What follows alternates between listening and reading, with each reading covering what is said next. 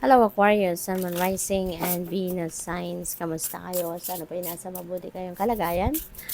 Welcome back po sa Star Tarot. At kung bago kayo rito, welcome din po kayo. Please subscribe, like, share my videos, and leave me a comment kung naka-resonate kayo. Thank you. So, ambush fear with your ferocious dream. Ayan. So, time na. Siguro ngayon, baka magugulat na lang kayo, no? Aquarius, na one day, may isip mo na lang na wala ka ng takot, wala nang sagabal, wala nang negativity sa isip mo, at handa ka na tuparin kung ano man yung mga pangarap mo. Handa ka nang mag-take action para ma-achieve mo na kung ano man yung mga pangarap mo, or gagawin mo na ang mga steps that you need para na makalapit ka na doon sa pagtupad ng inyong mga pangarap, no? So napakaganda. So what else for Aquarius? We have, I accept the impermanence of all things. I know that change brings renewal and goodness. Ayan. So, may magagandang realizations talaga kayo, no, na paparating, Aquarius. At matatanggap mo na sa ngayon. You are going to fully accept the fact na lahat ng bagay ay nagtatapos. Lahat ng bagay ay hindi permanente. 'Di ba? So, marirealize mo na yan sa ngayon. Kaya siguro, you will be able now to embrace change sa buhay ninyo. 'Di ba? Kung ano man ang mga pagbabago na maaring mangyari sa buhay mo, or mga pagbabago na dadating sa buhay mo, you're just going to accept it, you're just going to embrace it. Kasi alam mo na sadyang ganun talaga ang buhay. Walang permanente sa mundo. No? So, we have integrate and accept change, align with the cycles of life, and improve mental alertness, focus on the present moment. So, yun din ang isa din sa mahalagang mahalagang gawin mo, na mag-focus ka lagi sa kung ano ang nasa presente para hindi mo nami-miss ang kung ano man ang mga nangyayari right before your eyes. Okay? So, what else for Aquarius? And by the way, maraming salamat, no, for subscribing. And if you haven't subscribed yet, subscribe na po kayo. Thank you. So, what else? Meron tayong Tower, meron tayong Lovers. We have Seven of Pentacles.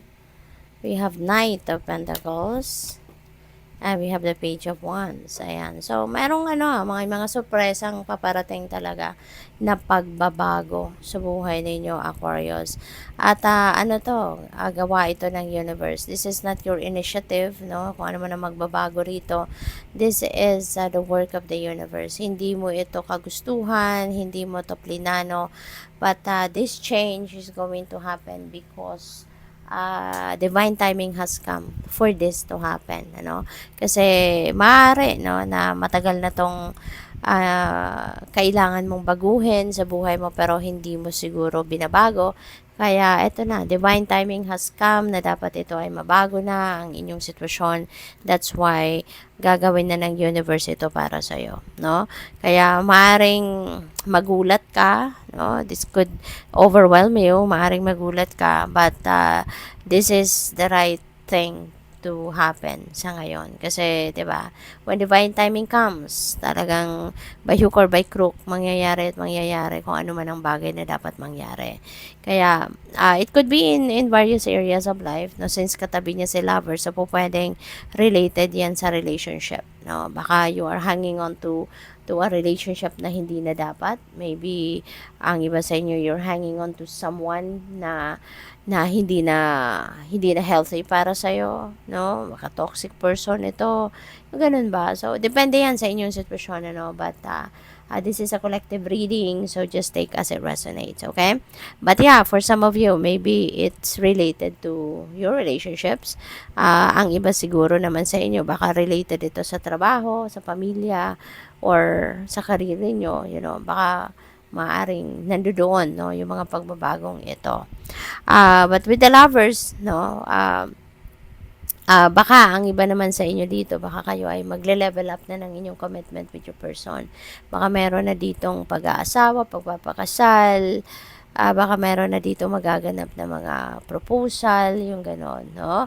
So, pwede na. Along those lines din, ano, ang mga maaaring mangyari sa buhay ninyo sa ngayon pagdating sa love life.